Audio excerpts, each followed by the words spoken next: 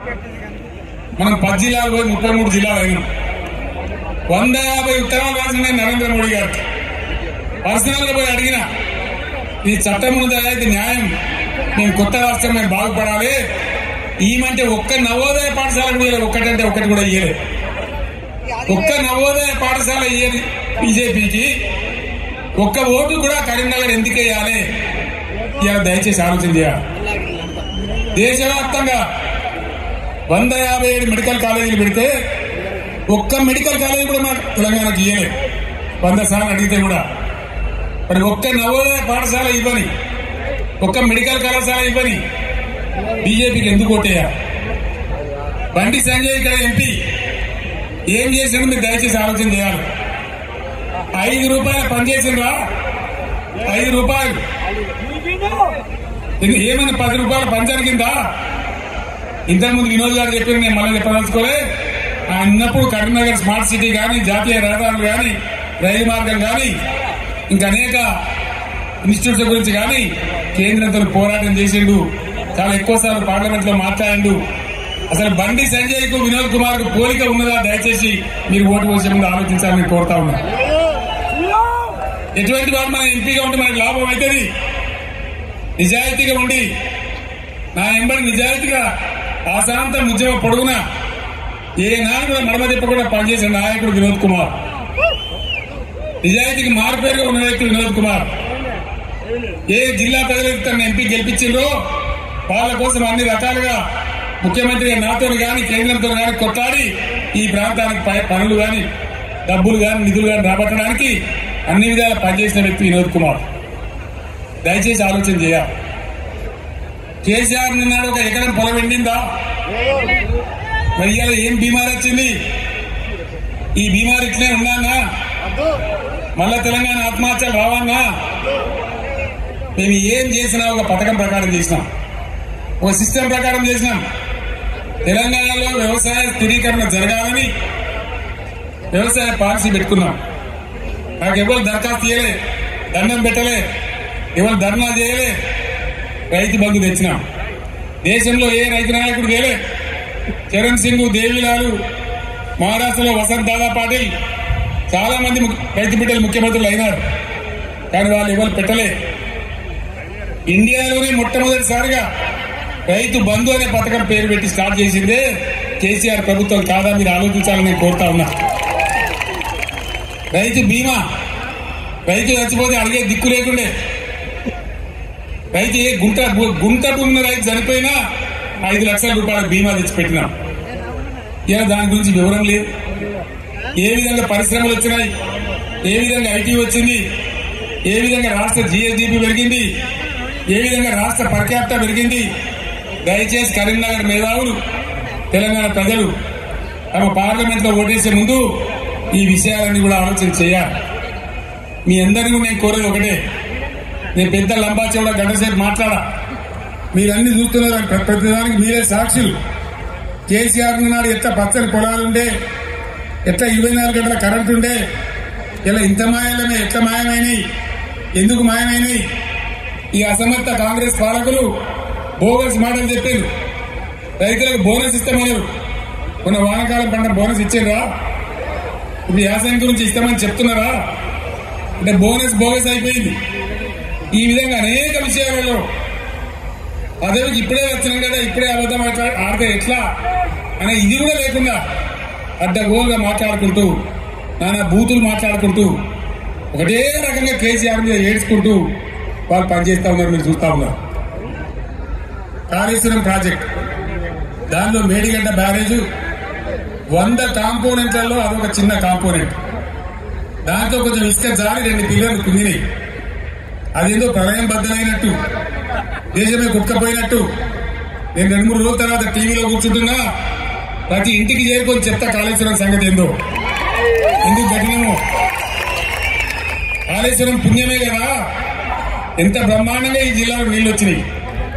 ఏ విధంగా మిడ్ మానేరు ఎలండి నిండి ఉంటుండే, ఏ విధంగా చెరువులు, చెక్ డ్యాంలు, మత్తలు దుక్కుతుండే. చాలా దుఃఖం కలుగుతా ఉంది మనసుకు. నా కళ్ళ ముందే ఇంత తొందరలోనే ఈ కరెంటు మాయం కావడం, రైతులు కళ్ళలో నీళ్లు పెట్టుకోవడం, సోషల్ మీడియాలో చూస్తూ ఉంటే అనేక చోట్ల రైతులు పొలాలు కాలబెడతా ఉన్నారు, గొర్రెలను మేపుతా ఉన్నారు, గొడ్లను మేపుతా ఉన్నారు. వాళ్ళంతా నాశనం అవుతుంటే కూడా నేను పేగులు మెడలేసుకుంటా పండబెట్టి తొక్త డైలాగులే తప్ప రైతు సోదరులారా భయపడకండి. ఒకనాడు ఇదే ఎస్ఆర్ఎస్పీ నీళ్లు తక్కువ పడితే సింగూరు డ్యామ్ లో ఉంటే అక్కడి నుంచి తెచ్చి వరంగల్ దాకా ఇచ్చి కూడా పంటలు కాపాడిన సీఆర్ గారు నా పక్కనే ఉన్నారు. ప్రభుత్వం అంటే అట్లా ఉండాలి, దమ్ము ఉండాలి, ధైర్యం ఉండాలి, రైతాంగాన్ని కాపాడాలనే ప్రేమ ఉండాలి. ఆ ప్రేమ ఉంటే ఆ సోయి ఉంటే ఇవాళ ఈ పరిస్థితి రాకపోవు. ఎంతసేపు కేసీఆర్ ని మనం బదనాం చేయొచ్చా, మేడిగడ్డ ఈ గడ్డ చెప్పి మన పండ్లలో ఒక పండు వదలవుతుంది. 32 పనులు రాలగొట్టుకుంటామా, మొత్తమే ఉడగొడతామా? ఏ పని అయితే కూతుందో ఆ పనులు బాగు చేసుకుంటాం కానీ మొత్తం పనులు అయితే రాలగొట్టుకోం కదా. ఒక 2 పిల్లర్లు మొత్తం 300 పిల్లర్లు ఉంటాయి కాళేశ్వరంలో. అలా కలిసే నదుల మీద, ఉపనదుల మీద, నేను గోదావరి మీద 300 పైచల పిల్లర్లు ఉండేటువంటి కాళేశ్వరం ప్రాజెక్టు లో 2 పిల్లర్లు కుంగిపోయినాయని ఇక భారతదేశమే మునిగిపోతున్నంత గొప్ప చేసి కేసీఆర్ మీద బదనాం పెట్టాలనే పద్ధతిలో ఇలా చిల్లర రాజకీయం చేస్తా ఉన్నారు తప్ప మరి రైతుల మంచినీళ్ళు ఇలా మార్చి 10-12కే ఇట్లా ఉంటే రేపు ఏప్రిల్ మే నెలలో ఏం కావాలి మన గతి? ఏం కాబోతా ఉన్నది? ఏం జరగబోతా ఉంది? అందుకే ఇవాళ మళ్ళీ మీరు తప్పిపోయి దయచేసి నాయకులు, కార్యకర్తలు మీరందరూ కూడా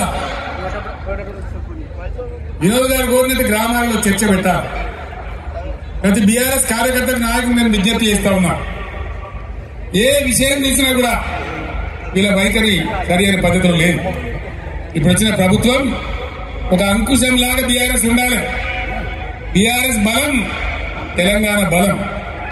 ఎందుకంటే బీఆర్ఎస్ తెలంగాణ దళం, తెలంగాణ గలం. శాసనసభలో గాని పార్లమెంట్ లో గాని అన్ని విధాలుగా ఇటు రాష్ట్రాన్ని, కేంద్రాన్ని ఒప్పించి మెడలు వంచి బ్రహ్మాండంగా పని జరిగానంటే బీఆర్ఎస్ ఉండాలి. నేను మా ఎమ్మెల్యేలు వస్తే నేను చెప్పిన వాళ్ళు గెలిచిందా 3 నెలల దాకా వాళ్ళని పనిచేయండి, 4 నెలల దాకా వాళ్ళ వ్యవహారం మీద చూద్దాం. మన మీద వాళ్ళకి అధికారం వచ్చిందని ఈర్ష్యపడ్డట్టు అక్కస్తో ఉండద్దు, మనం వదిలిపెడదాం వాళ్ళను. 4 నెలల తర్వాత కార్యాచరణ మొదలు పెడదామని అన్నాం.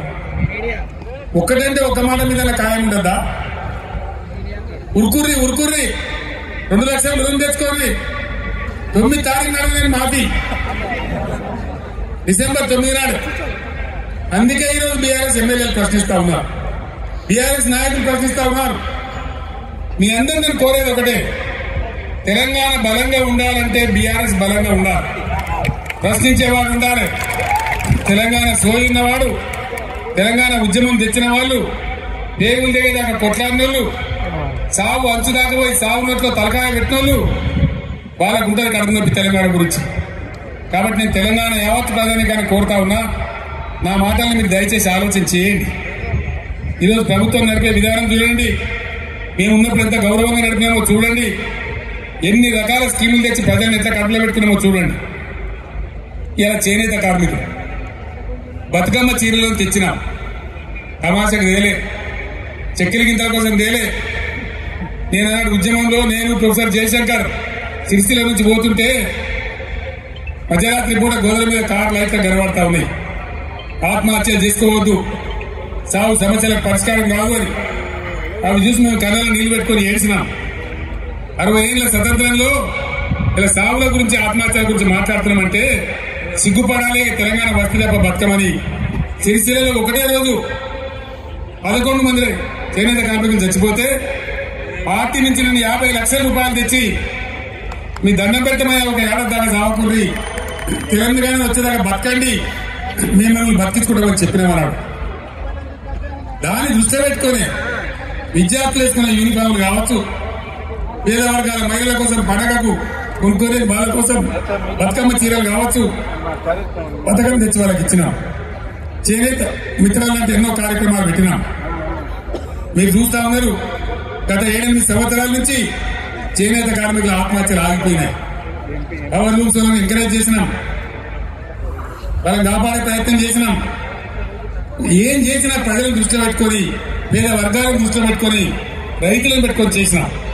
నేను వ్యవసాయ స్థిరీకరణ ఒక మాటలో చెప్పిన, దేశంలో ఎవరు కూడా పిలువనటువంటి మాట రైతు బంధు అని పేరు పెట్టి రైతు బంధు తెచ్చినాం. 24 గంటలు ఫ్రీ కరెంట్ ఇచ్చినాం. రైతు పండించిన ప్రతి గింజను కనీస మద్దతు ధరకు కొని నేరుగా వాళ్ళ బ్యాంకులకు డబ్బులు పంపినాం. ఈ సదుపాయం వల్ల తెలంగాణ రైతాంగానికి గుండె ధైర్యం వచ్చింది. ఇక నిలబడగలుగుతాం అనుకున్నారు. కానీ 3 నెలలనే ఇంత మార్పు జరిగితే పంటలు ఎండబెట్టే పరిస్థితి వస్తే నా కళ్ళలో కూడా నీళ్లు వస్తా ఉన్నాయి. ఏం అన్యాయం, ఏం గడి. ఆనాడు సమైక్య పాలకులు విద్దాం, ఇప్పుడు అంతకంటే కూడా భయంకరంగా తయారైంది. నేను చేనేత కార్మికులు కూడా మనం చేస్తా ఉన్నా.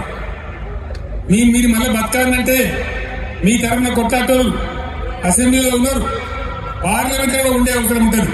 ఇటు రాష్ట్రాన్ని అటు కేంద్రాన్ని నిలదీసి ఖచ్చితంగా చేనేత కార్మికులు కూడా దయచేసి ఆలోచన చేయాలి. ఓటు ఏదో తమాషకేయద్దు. మొన్న కూడా కొంతమంది తమాషకేసింది. ఏమైంది, కరెంట్ బాగైంది, మంచినీళ్ళు బాగైంది, రైతు బంధు వస్తుంది, ఇవన్నీ సెటిల్ అయిపోయింది, ఇక బాధ లేదు, మీడియం ఎక్కుతున్నాను. కానీ ఆయన దురాశ కట్టి చేయి తప్పి తీర్థం పోదాం తిమ్మక్క అంటే వాడు గుళ్ళే మనం సర్లే. తీర్థం పోయినాం నమ్మి, కాంగ్రెస్ తీర్థం పుచ్చుకున్నాం. ఏమైంది, వాళ్ళు మంచిగా పదవులకు ఎక్కిరు, బ్రహ్మాండంగా ఉన్నారు, డబ్బు మూటలు కూస్తున్నారు, దౌర్జన్యంగా దోపిడీ చేస్తున్నారు, ఢిల్లీకి మళ్ళీ సూట్ కేసు పంపుతున్నారు. ఆ పని మీద బిజీ ఉన్నారు ఫుల్గా. ముఖ్యమంత్రి మంత్రులు హైదరాబాద్ ఢిల్లీ, ఢిల్లీ హైదరాబాద్ తిరుగుడు. 3 నెలల 9 మాత్రం పోతారు. ఇన్ని యాత్రలా అంటే ఏం జరుగుతుంది? మరోసారి తెలంగాణ ఆత్మగౌరవాన్ని ఢిల్లీ గద్దల పెద్దల దగ్గర, వాళ్ళ పాదాల దగ్గర తాకట్టు పెట్టి ఇలా మన ప్రాణాలతో చెలగాట మాడుతూ ఉన్నారు.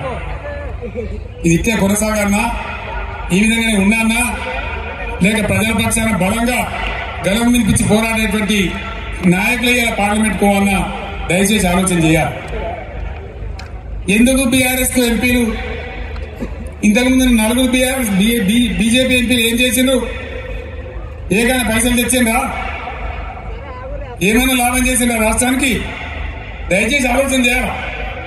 పట్టిగానే అలవోకగా తమాషగా ఓట్లు వేయద్దు. భయంకరంగా దేశం అన్ని విధాలు నష్టపోతా ఉంది. ఈ దేశంలో అవసరానికి మించిన బొగ్గు నిల్వలున్నాయి. 360 బిలియన్ టన్నుల బొగ్గున్నది. 70,000 టీఎంసీల నీళ్లు నదులలో ప్రవహిస్తున్నాయి. 40 కోట్ల ఎకరాల సాగు భూమికి సరిపడే నీళ్లు బ్రహ్మాండంగా ఉన్నాయి. కేంద్రంలో కూడా సమర్థమైన ప్రభుత్వం ఉంటే బ్రహ్మాండంగా దేశం కరెంటు కొరత లేకుండా యావత్తు దేశమే ఉండే పరిస్థితి ఉంటుంది. మొన్న నన్ను మీరు ఇక్కడ ఆగబట్టింది, బ్రేక్ కొట్టింది. కానీ మొన్న నేను ఇక్కడ గెలిచి ఉంటే ఈ పాటికి సగం దేశంలో అగ్గి పెట్టేవాడిని, శిక్షణ చేసేవాడిని, మొత్తం దేశాన్ని చైతన్యం చేసేవాడిని. చిన్న దెబ్బ కలిగింది, పర్వాలేదు, ఓర్చుకుందాం, తట్టుకుందాం. మనం ఉద్యమాలు చేసిన వాళ్ళం, ఓకే ఉన్నోళ్ళం, రేగుల దగ్గర కొట్టాడే శక్తి ఉన్నోళ్ళం, ధైర్యం ఉన్నోళ్ళం, ధైర్యంగా ముందుకు పోవాలి.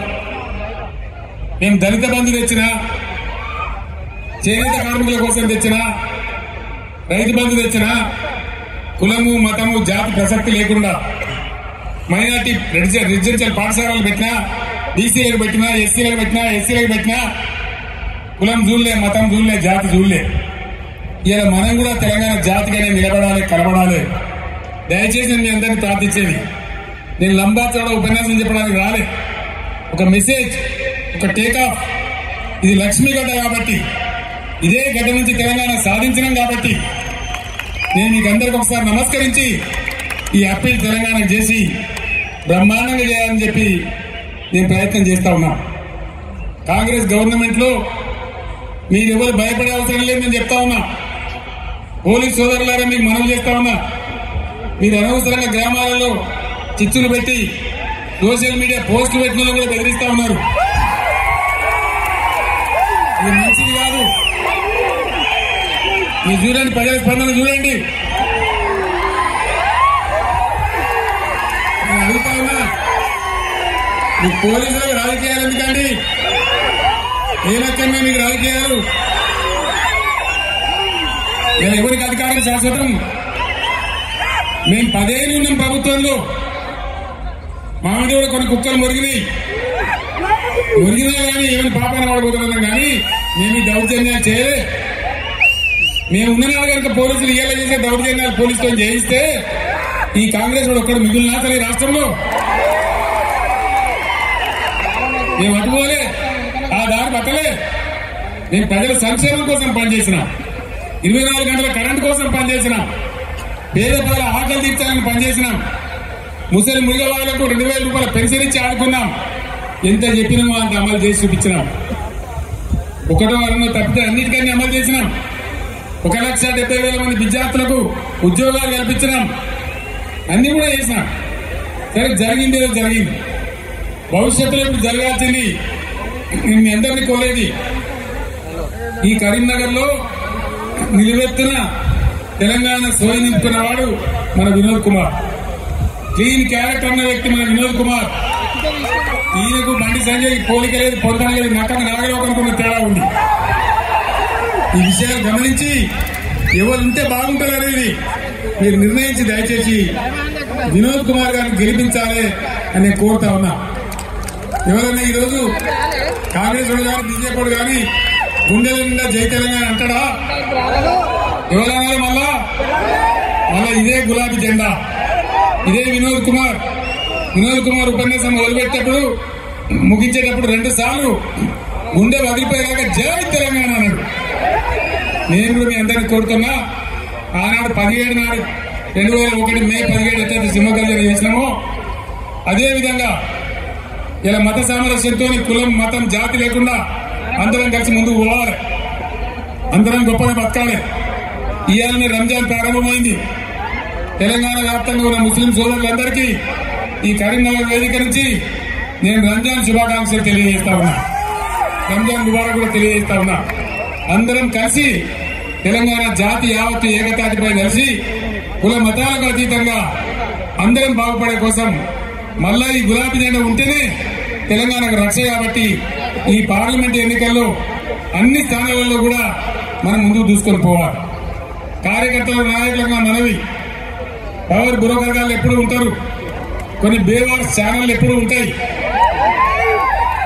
బీఆర్ఎస్ పుట్టినాడే అన్నారు, ఇది మక్కల పుట్టింది పుబ్బల పోతుందని. పుబ్బల పోలే మీ ఈపులే పని బిడ్డ ఎక్కడ దాకా ఉన్న ధర్మం తెలుసు. తెలంగాణ ఉన్ననాడు ఉండేదాకా బీఆర్ఎస్ భూమి ఆకాశం ఉన్నన్ని రోజులు ఈ గులాబీ జెండా ఉంటుంది, ఇది ఖాయమని చెప్పి నేను మనవి చేస్తా ఉన్నా. అక్కడనో ఇక్కడనో కూడా తలమాస కూడా ఒకడవుతారో పోతే కొన్ని బేవార్స్ ఛానళ్లు ఇక బీఆర్ఎస్ కథమైపోయింది మాట్లాడుతా ఉన్నారు. అట్లా ఇదివరకు కూడా కర్నూలు కథమైంది కానీ గులాబీ జెండా ఇప్పుడు కథం కాలేదు బిడ్డ, యాది పట్టుకోవాలి, జాగ్రత్త. మీ దొంగ ప్రచారాలకు కూడా ఇక్కడ భయపడే వాళ్ళు లేడు. మరి కొద్ది రోజులనే ఎంత వైభవంగా బీఆర్ఎస్ వచ్చి మళ్ళీ ఎట్లా తెలంగాణను తీర్చిదిద్దుతుందో మీరే కళ్ళారా చూస్తారు, మళ్ళీ మీరే సలాం కొట్టుకుంటూ వస్తారు. కాబట్టి మీ బేవార్స్ బ్రోకర్ ప్రచారాలు బంద్ చేయండి. 3-4 పోతే మనకు పెద్ద పోయేదేం లేదు. ధైర్యంగా ఉన్న కార్యకర్తలు ప్రజాశక్తిని కూడదీసి మనం ముందుకు పోయి అద్భుతంగా మళ్ళా విజయాన్ని సాధిద్దాం, మన రాష్ట్రాన్ని గొప్పగా తీర్చిదిద్దుకుందాం. ఈ పార్లమెంట్ ఎన్నికల్లో కరీంనగర్ నుంచి వినోద్ కుమార్ గారిని గెలిపించాలని కోరుతున్న సెలవు తీసుకుంటాను. జై తెలంగాణ, జై తెలంగాణ.